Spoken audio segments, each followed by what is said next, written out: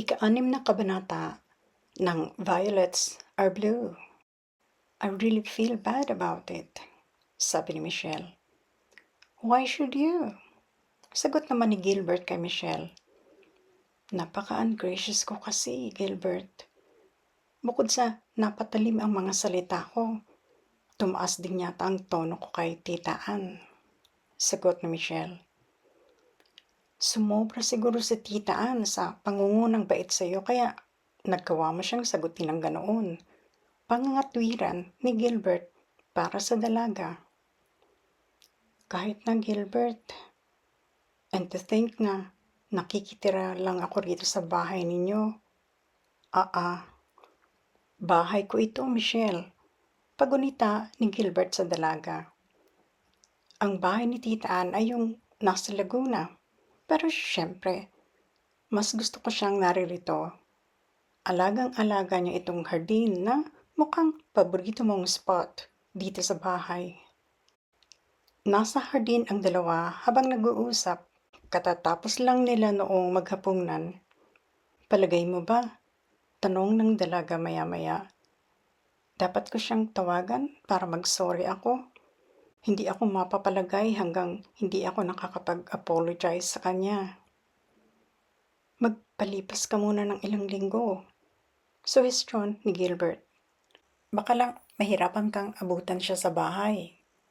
Pag sariwa pa ang tampon yun, umiiwas mo nang makipag-usap. Ganon? Nanlulumong tanong ni Michelle. Yes, Michelle. Ganon si tita. Sagot ni Gilbert. But anyway, kahit madali yung magtampo, hindi naman yun mapagtanim. Yun nga lang, it takes time bago mawala ang tampon yun. Hindi na umimik si Michelle. Oh, huwag kang malungkot, sabi ni Gilbert. Nandito naman ako Kung gusto mo, dito muna ako uuwi para hindi mga katulong lang ang kasama mo. Tinignan ni Michelle si Gilbert bago mabilis din niyang binawi ang tinging iyon. Sa loob-loob ng dalaga, she cannot exactly tell him na wag doon umuwi. Kapapaalala lang nito, hindi ba, na kanyang bahay iyon. By the way, sabi ni Gilbert maya-maya, dala ko na yung project proposal na ipinabasa ko noon kay Kuya. Pag may time ka na, I'd appreciate it kahit paraanan mo lang ng tingin. Nasaan? Tanong ni Michelle. Nasa drawer ko sa bedroom. Kukunin ko kung gusto mo, sabi ni Gilbert. O sige, sagot ni Michelle sabay tindig. Pero pumasok na tayo. Malabo ang liwanag dito sa hardin. Babasahin ko yun maya-maya bago ako matulog. Sa loob-loob ni Michelle, that's the least she can do for Gilbert. Ang tingnan kung may posibilidad ang proposal niyon. Baka nga sakaling mabigyan niya ito ng puwang sa rainbows. Kinaumagahan, sadyang inabangan ni Gilbert si Michelle sa hapagkainan. Nahalata ng dalaga. Excited ang binata sa resulta ng binasa niya kagabi. Well, nakangiting tanong sa kanya ng binata. Pwede bang mag-coffee muna tayo? Nakangiti ring tanong ni Michelle. Masyado ba akong obvious, Michelle? Ngingiti-ngiting tanong ni Gilbert. Tumawa si Michelle. At that point, Ania, you're like a schoolboy na very eager malaman kung ano ang grade na nakuha mo sa tests. I found a few merits in your proposal. Totoo? Excited na tanong ni Gilbert. Huwag kang masyadong ma-excite dyan, Gilbert, sabi ni Michelle. Maraming pag-iisip at pag-aaral ang kailangan pa sa proposal mo. Pero yung basic premise mo, basta ma-improve lang ng gusto. ay may pag-asang mag-click sa buyers. I still am excited, sabi ni Gilbert. Hindi ko in-expect na ganyan ang reaction mo. Wala pa akong maipapangakong kahit ano ngayon, Gilbert, sabi ni Michelle. But as I said, pag-aralan muna natin ang maraming puntos sa project mo. Thanks anyway, Michelle, sabi ni Gilbert. Basta gusto kong malaman mo, matagal ko nang gustong mag-participate sa business na ipinundar ng parents namin. Siguro, ikaw ang magbubukas sa akin ng break para mapatunayang workable din ang idea ko. Kunway itinuon na ng dalaga ang kanyang atensyon sa kaharap na agahan. But actually, tumutok ang utak niya sa isang palaisipan. Kung matagal nang gusto ni Gilbert na maging bahagi ng family business, bakit hindi ito hinayaan ni George? Ngunit ang mas malaking puzzle para kay Michelle, sa tagal ng pagiging mag-steady nila ni George, bakit kulang sa detalye ang mga kwento nito tungkol sa kaisa-isang kapatid?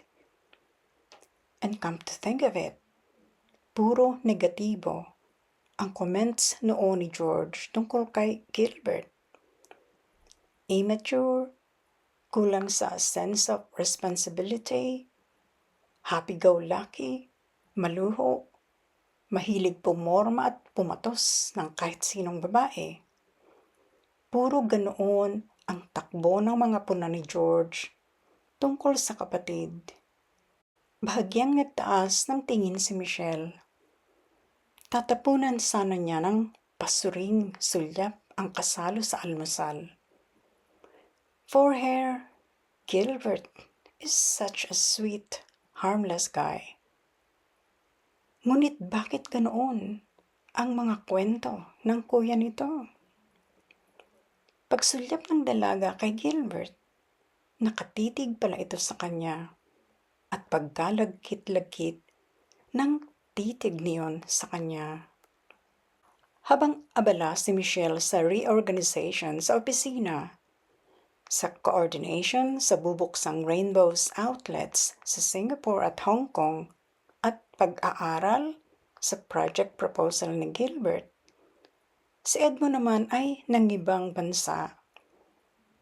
At habang inuunti-unti ni Gilbert ang panunumuyo sa dalaga, mabilis naman ang pagdagdag ng selos ni Tanya para sa lady boss. Walang kaalam-alam yun si Michelle, but of course.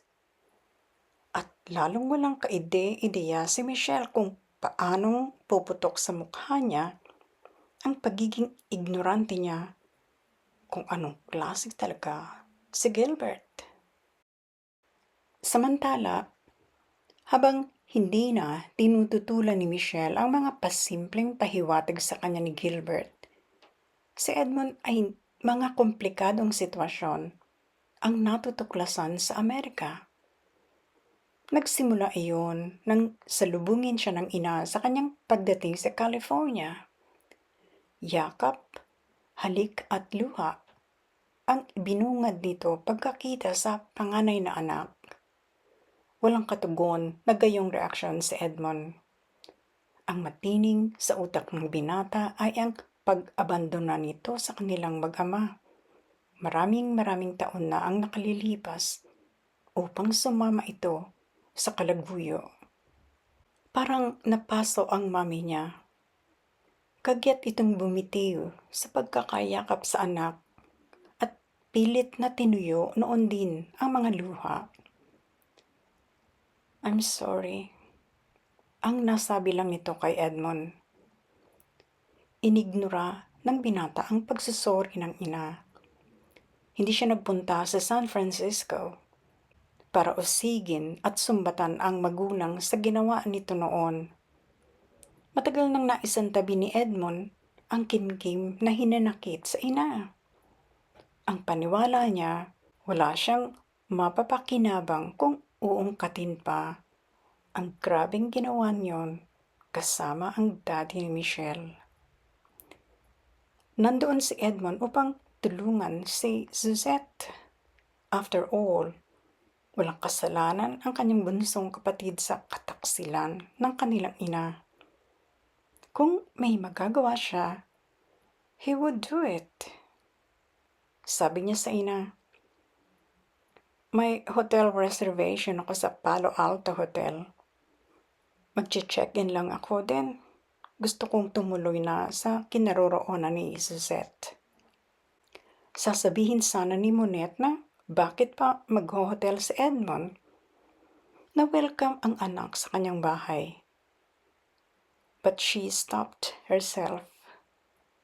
Malinaw pa sa sikat ng araw na walang intensyon ang binata na makipaglapit sa ina. Ngunit sa loob-loob ni Monette, masisisi ba niya ang anak sa pagiging malamig nito ngayon? Tumango na lang ang mami ni Edmond. "Pakihintay mo na lang ako rito," anito sa anak. "Kukunin ko ang kotse sa car park. I'll pick you up here." Tumanggi si Edmond. "Sasama na ako sa inyo," aniya, "para mas mapadali tayo. Hindi naman mabigat itong dala ko." 2 pirasong luggage lang ang dala ng binata na hatak-hatak niya sa trolley. Nasa daan na sila patungo sa hotel na Edmond nang magsalita ang mami niya.